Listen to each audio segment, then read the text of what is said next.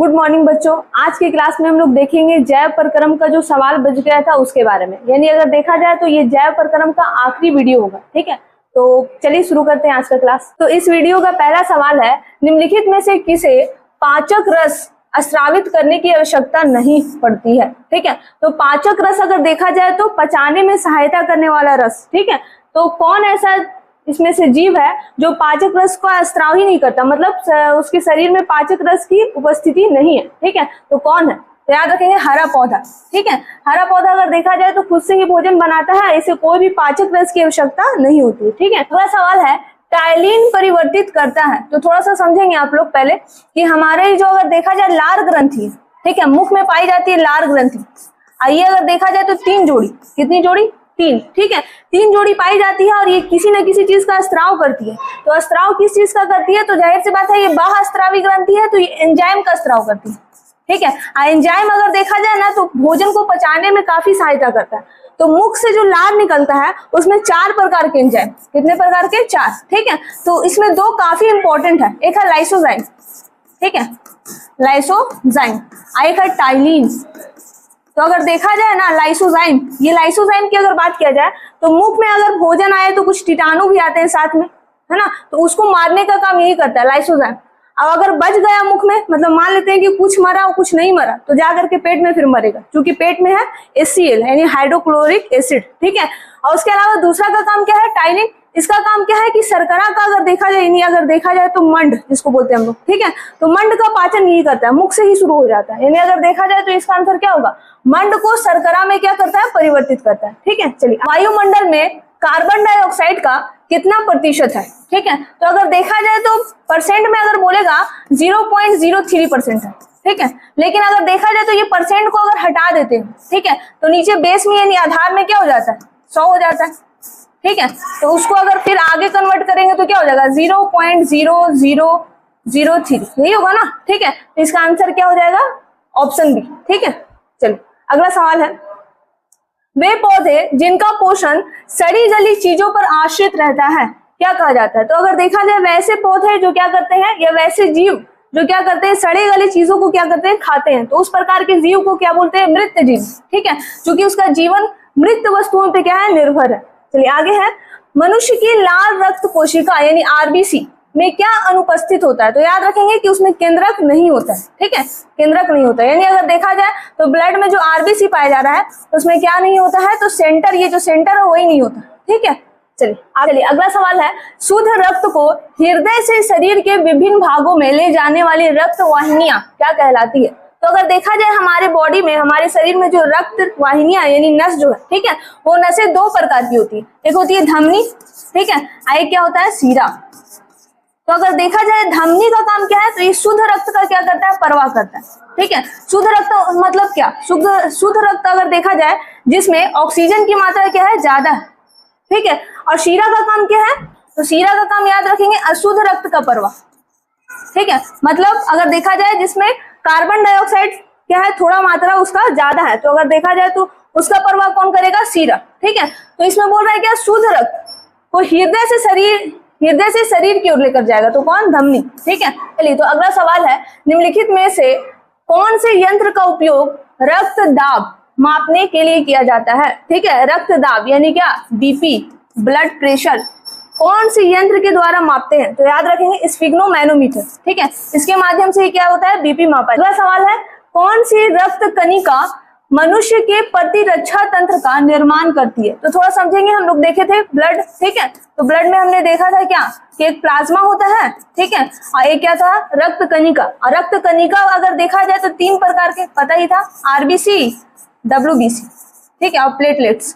तो RBC हम लोग देख चुके थे, WBC थोड़ा सा समझेंगे, इसको कहा जाता है ल्यूकोसाइट भी। ठीक है, इसका काम क्या है? तो बॉडी में प्रतिरक्षा बनाता है, यानी एक तरह से जो भी कीटाणु वगैरह आता है उसको भी मारने का काम यही करता है। ठीक है, तो इस याद रखेंगे इसको, यानी अगर देखा जाए तो ऑप्शन ए हो। अगला सवाल है, फुफ्फुस शिराएं हृदय के किस वेश में खुलती है? तो थोड़ा समझेंगे, हृदय के 4 वेश में, यानी 4 कमरा है। ठीक है, तो 4 कमरा, जैसे मान लो क्या ये, तो 4 कमरा है, तो इधर वाला जो हिस्सा है इसको बोलते हैं, ऊपर वाला को बोलते हैं आलिंद। ठीक है, नीचे वाला को क्या बोलते हैं? नीला है, ठीक है। आप थोड़ा समझेंगे, इधर वाला अगर जो होगा उसको क्या बोलेंगे, दायां साइड है ना, तो बोलेंगे दायां आलिंद, ठीक है। इधर वाला को क्या बोलेंगे, बायां आलिंद, तो ये क्या हो जाएगा, दायां आलिंद, ठीक है। ये क्या होगा, बायां आलिंद। आप थोड़ा समझेंगे, ठीक है। इससे अगर देखा जाए बायां आलिंद से ही एक नसें जुड़ी हुई होती है, ठीक है। और ये अगर देखा जाए तो जाकर के यहाँ पे फेफड़ा से आती है निकल कर, ठीक है। इसी को बोला जाता है क्या, क्या बोला जाता है, फुफ्फुस शिराएं, ठीक है। तो ये जा करके ब्लड अगर देखा जाए कहाँ प्रवाहित कर देती है, तो सबसे पहले ये पहुंचती है कहाँ, तो बायां आलिंद में, ठीक है, बायां आलिंद। तो अगर देखा जाए तो इसका आंसर क्या हो जाएगा, ऑप्शन है। चलिए आगे है, रक्त में हल्के पीले रंग के चिपचिपे द्रव्य को कहते हैं, तो याद रखेंगे प्लाज्मा कहते हैं। ये हल्का पीला रंग का होता है, चिपचिपा भी होता है, ठीक है। चलिए आगे है, रक्त का लाल रंग निम्नलिखित में से किस प्रोटीन की उपस्थिति के कारण होता है, तो थोड़ा समझेंगे। जैसे कि हम लोग देखे थे कि रक्त में पाया जाता है आरबीसी, ठीक है। तो आरबीसी ये है मान लो, तो आरबीसी अगर देखा जाए तो इसके अंदर एक प्रोटीन पाया जाता है, ठीक है। उस प्रोटीन को कहा जाता है हीमोग्लोबिन, ठीक है। और हीमोग्लोबिन के अंदर पाया जाता है लोहा, ठीक है। यही लोहा के कारण क्या होता है कि प्रोटीन वाला जो हिस्सा है यानी वो लाल होता है, और उसके कारण क्या होता है, आरबीसी लाल होता है, ठीक है। तो याद रहेगा आप लोग को, यानी कौन से प्रोटीन की उपस्थिति के कारण लाल रंग होता है, तो हीमोग्लोबिन। चलिए ऑप्शन बी हो जाएगा। आगे, युग्लिना में पादप पदार्थों के परिवहन हेतु निम्नलिखित में से कौन सी प्रक्रिया उत्तरदायी है, तो याद रखिए विश्रण विधि द्वारा, ठीक है। अगला सवाल है, एटीपी में फॉस्फेट की संख्या कितनी होती है, तो एटीपी का पहले फुल फॉर्म इसके लिए याद रखना पड़ेगा, ठीक है। इसका फुल फॉर्म होता है एडिनोसिन, ठीक है, ट्राई फॉस्फेट। तो देखो फॉस्फेट अगर देखा जाए ट्राई यानी 3 है, ठीक है। तो इसका ऑप्शन अगर देखा जाए सी हो जाएगा आंसर। अगला सवाल है, अवायवीय श्वसन की पूरी प्रक्रिया कहाँ पूरी होती है, तो याद रखेंगे जहां पे श्वसन हो रहा है लेकिन ऑक्सीजन की आपूर्ति नहीं हो रही, ठीक है। तो अगर देखा जाए तो ये कहाँ पे होगा, कोशिका द्रव्य में, लेकिन अगर ऑक्सीजन की आपूर्ति हो गया तो ये माइटोकॉन्ड्रिया में, ठीक है। तो ऑप्शन बी हो जाएगा इसका आंसर। चलिए आगे है, कोशिकीय ईंधन किसे कहा जाता है, तो ईंधन के रूप में हम लोग ऊर्जा के लिए किसका प्रयोग करते हैं, तो ग्लूकोज का, ठीक है, ऑप्शन सी। अगला सवाल है, श्वसन का वह चरण जिसमें ऑक्सीजन अनुपस्थिति में ग्लूकोज का आंशिक विखंडन होता है कहलाता है, तो याद रखेंगे जहां पे ऑक्सीजन उपस्थित नहीं है यानी अनुपस्थित है, ठीक है। तो इस प्रकार के श्वसन को कहा जाता है अवायवीय श्वसन, ठीक है, ऑप्शन बी। चलिए आगे है, निम्नलिखित में से कौन सा यौगिक कोशिकाओं में रासायनिक ऊर्जा का सार्वजनिक वाहक है, तो अगर देखा जाए तो कौन सा है, एटीपी, ठीक है। एटीपी के फॉर्म में क्या होता है, ऊर्जा होता है वहां पे। कीटों में प्रमुख श्वसन अंग है, तो हम लोग देखे थे गिल्स मछलियों में होता है, फेफड़ा हम लोग में है, और कीट में अगर देखा जाए तो ट्रैकिया होता है, ठीक है। चलिए आगे है, दही के जमने में कौन सी क्रिया सहायक होती है, तो हम लोग देख चुके थे दही में किण्वन क्रिया होती है ना, ऑक्सीजन इसमें भी नहीं चाहिए। चलो आगे, निःश्वसन में निकली वायु में किस गैस का प्रतिशत बढ़ा रहता है, तो याद रखेंगे प्रतिशत अगर देखा जाए तो कार्बन डाइऑक्साइड का क्या हो जाता है, बढ़ जाता है। अब थोड़ा समझेंगे, जैसे हम ऑक्सीजन लिए तो वायुमंडल से लगभग 21% हम लोग ऑक्सीजन ले लेते हैं, ठीक है। और अगर देखा जाए तो 21% ले रहे हैं तो निःश्वसन के दौरान 17% वापस से भेज देते हैं, ठीक है। उसके अलावा अगर देखा जाए तो कार्बन डाइऑक्साइड जितना वायुमंडल में 0.003% इसको लेते हैं, ठीक है। और जब हम लोग छोड़ते हैं वायु, ठीक है, तो उसमें याद रखेंगे कार्बन डाइऑक्साइड की मात्रा 4% तक हो जाती है, ठीक है। तो ये अगर देखा जाए तो परसेंट में काफी ज्यादा बढ़ जाता है, ठीक है। तो इसीलिए ऑप्शन ए है। चलिए अगला सवाल है, पेप्सिन नामक एंजाइम भोजन के प्रोटीन को बदल लेता है, ठीक है। तो हम लोग पढ़े थे कि अमाशय जो है, ठीक है, अमाशय, तो अमाशय 2 प्रकार के एंजाइम रिलीज कर रहे थे, एक रेनिन, ठीक है, एक कौन था, पेप्सिन। हमने देखा था कि रेनिन का काम है दूध का पाचन, और पेप्सिन का काम है प्रोटीन का पाचन, पास से पेप्सिन और पास से प्रोटीन, ठीक है। तो ये किसमें कन्वर्ट कर देता है, आखिर किसमें कन्वर्ट कर देता है, प्रोटीन को, ठीक है। तो पेप्टोन में, याद रखेंगे ऑप्शन है, ठीक है। चलिए आगे है, ट्रिप्सिन नामक एंजाइम पाया जाता है, तो याद रखेंगे क्या कि ट्रिप्सिन कहाँ पाया जाता है, तो अग्न्याशय रस, ठीक है, वही स्रावित करता है। इसका एक ट्रिक भी है, ठीक है, इसको याद रखेंगे, ये 3 प्रकार के रस का स्राव करता है, ठीक है। और उसको याद रखने का एक ट्रिक है, लात याद रखिए आप लोग, ठीक है। ला से लाइपेज, ए से एमाइलेज, और टी से क्या होगा, ट्रिप्सिन, ठीक है। और ये ट्रिप्सिन का काम क्या है, प्रोटीन का पाचन, ठीक है। हम लोग देखिए कौन सा, लाइपेज, लाइपेज का काम क्या है, वसा का पाचन, ठीक है। और एक है एमाइलेज। एमाइलेज का काम क्या है? तो कार्बोहाइड्रेट का पाचन, ठीक है। तो अगर देखा जाए तो इसका आंसर क्या हो जाएगा? अग्न्याशय रस हो चुका है। चलिए आगे है, वसा के पाचन में सहायक होता है। तो हम लोग अभी देखें वसा के पाचन में कौन है? लाइपेज, ठीक है। तो ऑप्शन बी। चलिए आगे है, मनुष्य में पाचन क्रिया का आरंभ होता है, ठीक है। तो याद रखेंगे मनुष्य में पाचन क्रिया मुख से ही शुरू हो चुकी है। हम लोग देख चुके थे क्या कि मुख में ही यानी जो लार ग्रंथि है वो लार का स्त्राव कर रही थी, तो उसी में टाइलिन था, और टाइलिन क्या कर रहा था? मंड का पाचन शुरू कर दिया था, यानी कार्बोहाइड्रेट, ठीक है। तो मुख से ही प्रारंभ हो जाती है, यानी अगर देखा जाए तो मुख गुहा से। चलिए आगे है, वह विधि जिसमें जीव पोषक तत्वों को ग्रहण कर उनका उपयोग अपने वृद्धि एवं जनन के लिए करते हैं कहलाती है, ठीक है। तो क्या कहलाएगी? पोषण, ठीक है। चलिए अगला सवाल है, छोटी आंत में भोजन के पाचन में निम्नलिखित में से किस रस की भूमिका होती है? अब थोड़ा समझेंगे। मान लें क्या ये छोटी आंत है, ठीक है। तो यहीं पे है क्या? ऊपर की ओर है थोड़ा अग्न्याशय, ठीक है। और यहाँ पे क्या है? यहाँ पे है यकृत, ठीक है। तो यकृत भी क्या करता है? अपना जो पित्त है उसका स्त्राव कर करके, मतलब यहाँ से यहाँ के माध्यम से यहाँ, ठीक है। अग्न्याशय भी अगर देखा जाए तो अपना रस का स्त्राव करके कहाँ भेजता है? छोटी आंत में।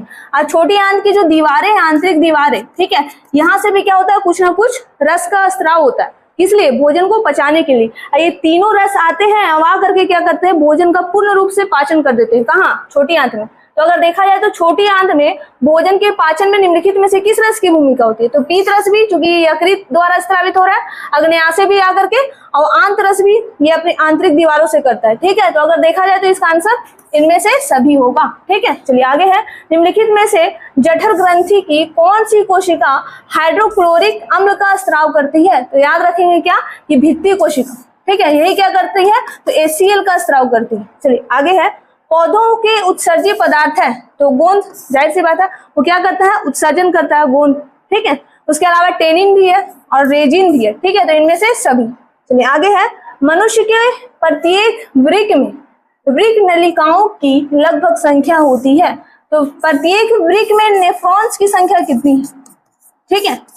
एक किडनी में हम लोग को पता है कि हम लोग में 2 किडनी पाया जाता है, ठीक है, या एक जोड़ी किडनी पाया जाता है। तो एक किडनी में कितने नेफ्रॉन्स हैं? तो कहा जाता है लगभग 10 लाख, ठीक है, यानी 1 मिलियन। चलिए अगला सवाल है, मानव शरीर का सामान्य रक्तचाप कितना होता है? तो कितना होता है? हम लोग देखे थे 120/80 mmHg, ठीक है। चलिए आगे है, पौधों में निर्मित भोजन का एक अंग से दूसरे अंग में जाने की क्रिया कहलाती है। यानी पौधा जो भोजन निर्मित किया है उसको एक अंग से दूसरे अंग लेके जाने की क्रिया को क्या कहेंगे? याद रखेंगे, परिवहन कहेंगे, ठीक है, परिवहन के माध्यम से ही जाएगा। चलिए आगे है, हृदय मुख्य अंग है, तो हृदय का काम क्या है? रक्त को पंप करना, ठीक है। तो रक्त को पंप करके इधर उधर क्या करता है? जाता है, ठीक है। यानी अगर देखा जाए तो परिवहन तंत्र का क्या कर रहा है? निर्माण कर रहा है, ठीक है। चलिए आगे है, मनुष्य में कौन उत्सर्जी अंग नहीं है? तो समझेंगे थोड़ा सा कि मनुष्य में उत्सर्जी अंग मतलब क्या? जो खराब पदार्थों को बाहर निकालने में मदद कर रहा है, ठीक है। तो उस प्रकार के अंग को क्या बोलते हैं? उत्सर्जी अंग। तो अगर देखा जाए तो खराब पदार्थ को कौन कौन निकालता है? तो फेफड़ा भी निकालता है, क्योंकि ये कार्बन डाइऑक्साइड शरीर से बाहर निकालता है। यकृत भी करता है। आप लोग को पता होगा ब्लड में काफी एक हानिकारक पदार्थ पाई जाती है जिसको बोला जाता है अमोनिया, और वो अमोनिया को कन्वर्ट कर देता है किसमें? यूरिया में, ठीक है। तो ये भी एक तरह से सहायता कर रहा है। उसके अलावा वृक्क का तो काम पता ही है कि अगर देखा जाए तो मूत्र के माध्यम से क्या करता है? तो शरीर से खराब पदार्थ को निकालता है। अग्न्याशय का ऐसा कुछ काम नहीं है, यानी ऑप्शन सी। चलिए आगे है, पादप अपशिष्ट संचित रहते हैं, तो कहाँ रहते हैं? पत्तियों में भी रहते हैं, ठीक है। यानी पादप का जो खराब पदार्थ है वो कहाँ पे जाकर के संचित रहता है? तो पत्तियों में भी रहता है, छाल में भी रहता है, और कोशिका रिक्तिकाओं में भी रहता है, ठीक है। यानी अगर देखा जाए तो इनमें से सभी होगा। चलिए आगे है, मनुष्य में रुधिर क्षमता है, यानी रुधिर को छानने का काम कौन कर रहा है? तो आप लोगों को पता होगा कि रुधिर यानी ब्लड को छानता है कौन? वृक्क, है ना, यानी हमारा किडनी, ठीक है। किडनी छानने का काम करता है, और किडनी में एक ऐसा संरचना होता है, ठीक है, इसको बोलते हैं क्या? वुमेन संपुट, ठीक है। तो ये भी काम करता है साथ ही साथ। चलिए आगे है, मनुष्य का हृदय प्रति मिनट कितनी बार धड़कता है? तो मनुष्य का हृदय 1 मिनट में लगभग 72 बार धड़कता है, ठीक है। चलिए आगे है कि अमीबा है, तो अमीबा क्या है? तो याद रखेंगे क्या? प्राणी समभोजी, ठीक है, ऑप्शन सी। अगला सवाल है, निम्नलिखित में से कौन एक अपघटक है? तो अपघटक मतलब क्या? अपघटक मतलब होता है कि जो मृत जीव जंतु है उसको क्या करे? तो मतलब एक तरह से देखा जाए तो उसको खाए, ठीक है, और खा करके क्या करे, तो पर्यावरण को शुद्ध करे। तो आप घटक के अंतर्गत याद रखेंगे कौन आता है, बैक्टीरिया, ठीक है, और साथ ही साथ आता है एक और कवक, ठीक है, ये भी अब घटक के अंतर्गत ही आएगा। चलिए आगे है कि मांसाहारी जंतुओं की छोटी आंत की जो लंबाई है शाकाहारी जंतु की तुलना में क्या होगी, बड़ी होगी, छोटी होगी, क्या होगी, ठीक है। तो याद रखेंगे मांसाहारी जो जंतु होते हैं, जो मांस खाते हैं, उसका छोटी आंत की जो लंबाई होती है वो छोटी होती है, कम होती है, ठीक है, किसकी तुलना में, जो शाकाहारी यानी जो क्या करते हैं, साग सब्जी खाते हैं। तो अगर देखा जाए तो क्या सवाल था, मांसाहारी जंतु की छोटी आंत की लंबाई शाकाहारी जंतु की तुलना में क्या होगी, छोटी होगी यानी कम होगी। चलिए अगला सवाल है, सजीव में निम्न में कौन जैव प्रक्रम पाए जाते हैं। तो थोड़ा समझेंगे जैव प्रक्रम, ये चैप्टर का नाम ही है, ठीक है। तो जैव प्रक्रम मतलब मनुष्य जीवित रहने के लिए जो भी क्रियाएं कर रही है, ठीक है, उस प्रक्रम को क्या बोलते हैं, जैव प्रक्रम। जैसे जीवित रहने के लिए हम लोग सांस लेते हैं, श्वसन की क्रिया करते हैं, है ना, उसी प्रकार जीवित रहने के लिए भोजन भी करते हैं, ठीक है, यानी खाते हैं तो उससे हमको क्या होता है, पोषण प्राप्ति होता है, और उसके अलावा जनन भी करते हैं, ठीक है। तो अगर देखा जाए तो ये सब सभी क्रियाएं आ जाएगी, ठीक है, जैव प्रक्रम के अंतर्गत, यानी इनमें से सभी। तो ये चैप्टर हो गया खत्म। इसी तरह की और वीडियो के लिए हमारे साथ बने रहें, तब तक के लिए धन्यवाद।